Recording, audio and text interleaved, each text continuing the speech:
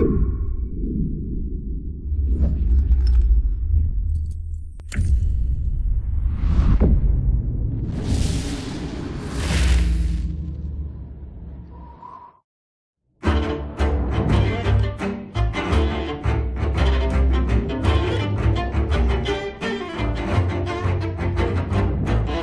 when starting building the game, we have a lot of different steps that we go through, both to envision what the game is going to be about before you even have the game, and that is very important, especially when you're building a new engine, because for a long time you don't have a game to look at. In the beginning, we started out even with early prototyping about the key thing in this game, which was the destruction.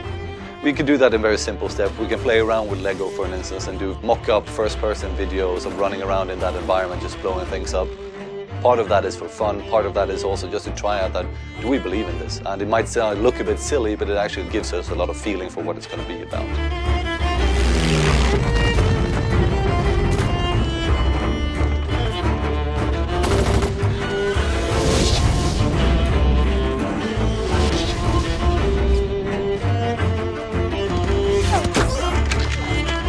After that, we start moving closer towards creating the actual visual target for the game, and there's several steps in that. First a 2D animatic, then a 3D animatic, and then we start adding the sounds to create some kind of a picture of what we want to paint. And then later on, we spend a lot of time just rendering this actually as a just pre-rendered movie to set some kind of a bar what we're going to want to do, and especially then focusing on the squad behavior, the war going on, the first person, like how the gun handles, and more importantly, the destruction and the gameplay of the actual game.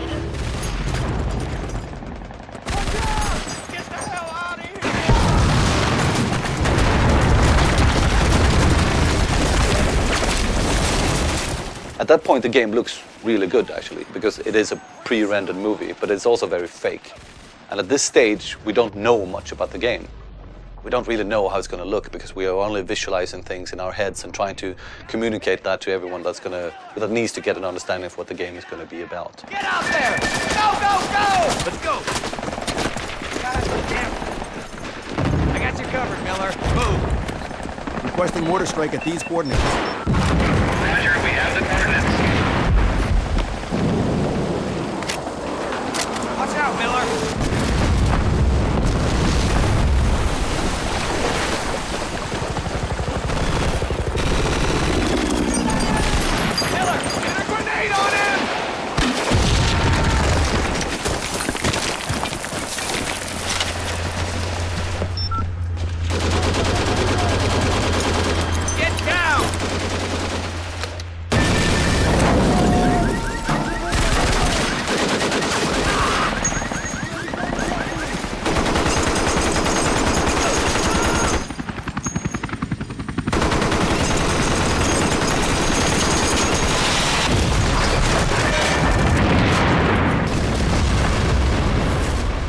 Since we developed the technology from the ground up, they are very crude in the beginning, the first steps. But as you move forward, the game starts to take shape. Getting some particles in and working in the game, or getting the first tree in the game, or getting the first destruction working on a house, for instance. While you do these kind of things to just prove out the different features in the game, the sidetrack is that we've been working on story, characters, all of these kind of things to create more what we want to have as the attitude and the tone of the game. And in order to prove that, we created another movie, which was a crude cutscene being played up by the actual Frostbite game engine with correct animation data, with the characters, with the environments that we actually had. And we had a visual target before, but it was actually this movie that gave us more the true step of what our visual target should be, because this was rendered by the actual engine in itself. Never stop talking, just shut up. God, look. Move out! Keep moving, Haggard! And your flank.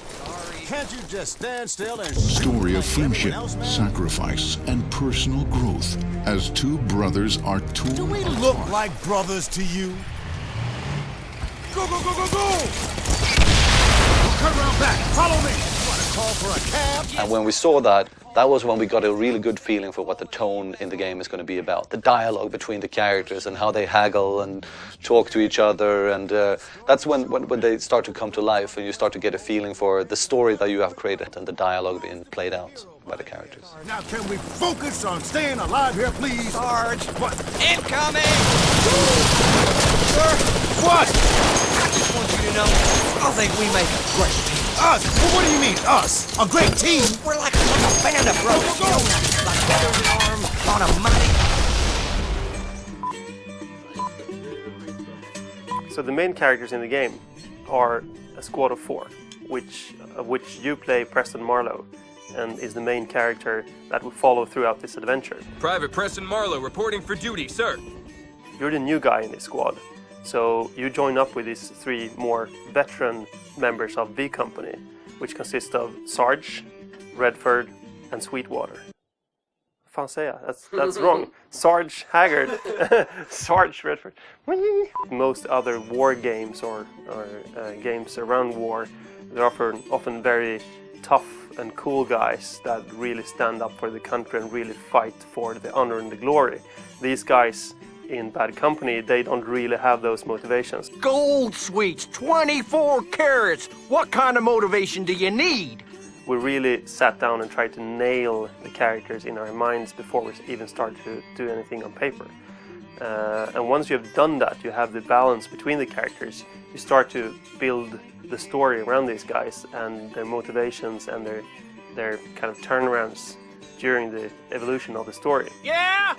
Says you in what army? I just always wanted to say that. We're really happy about the voice actors that we found for this, and these characters really come to life in the studio while we're recording them. Well, brother, go where I send thee. Tell me, how will you send me? I'm gonna send thee 4 by 4 because 4 was the 4 that's It's 20 clicks behind enemy lines. In Port Harbor, the Army's launching at. It's 20 clicks behind enemy lines. So we kind of sold the idea to them of the story and the script, and we discussed how to make them work together and how they would react if they were real characters.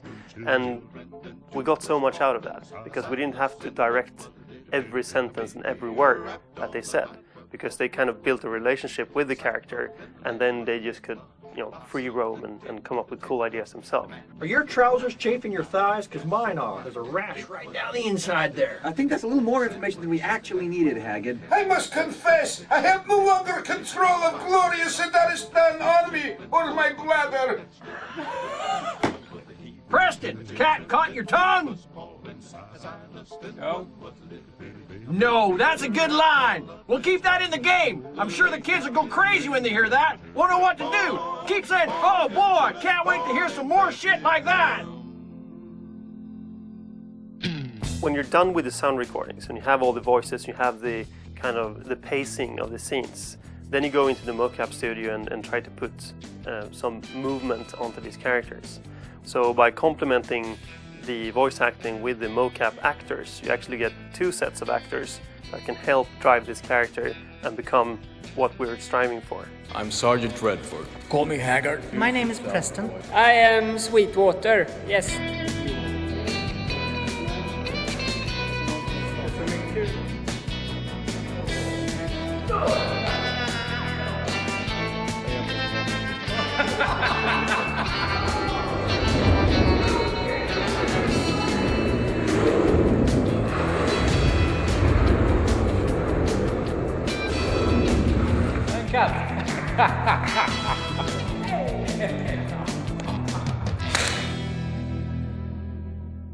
It's been hard work putting this thing together. People, we're sweating blood. I mean, a lot of development teams do, but I mean, putting together a new next-gen engine, it's no cakewalk.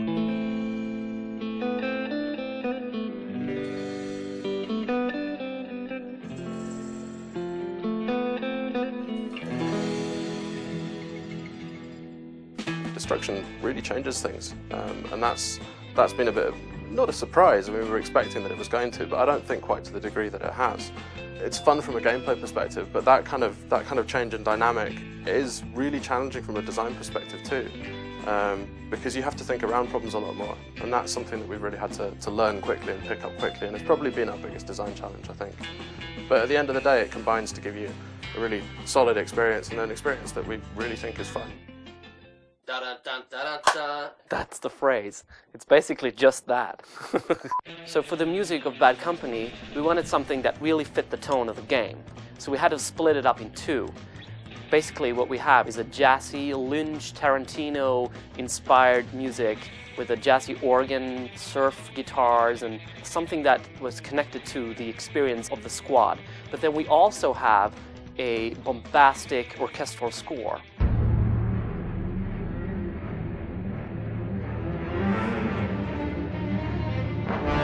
So we went to New York and we worked with Please Music Works. It's a group of composers there. And we recorded with a 60-man orchestra. Even though we set limits to the composers with saying, hey, let's focus on cellos and percussion. It sounded so much bigger than I could ever imagine. When I was there in the room with the musicians, I had goosebumps, you know. It's such an amazing experience to hear it played properly.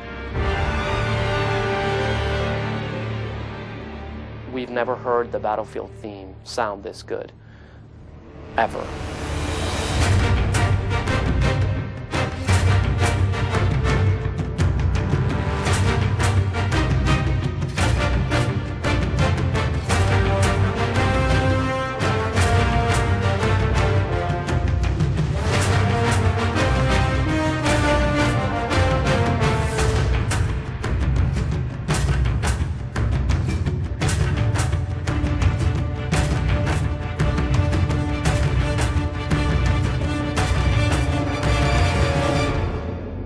Most people think that it's a linear progression when we make a game, but I can sure tell you that that's not the case. Sometimes we get results that no one could anticipate at all. Little David, play it on your hop, hallelujah, hallelujah. Little David, play it on your hop, hallelujah, hallelujah. Little David, play it on your hop, hallelujah, hallelujah. Little David, play it on your hop, hallelujah, hallelujah. Well, now David, we had a great time, and the recordings were kick-ass. Can I say that? No. His papa was a man they call none, but he never stopped working till his work was done. Little David, play it on your hop, hallelujah, hallelujah. Little David, play it on your hop, hallelujah, hallelujah. Little David, play it on your hop, hallelujah, hallelujah. Little David, play it on Sorry about your hop, hallelujah, hallelujah. Well, when I get up on the mountain top, That's not good, is it?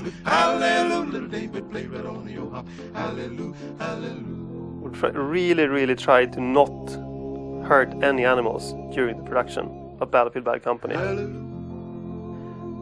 We almost made it.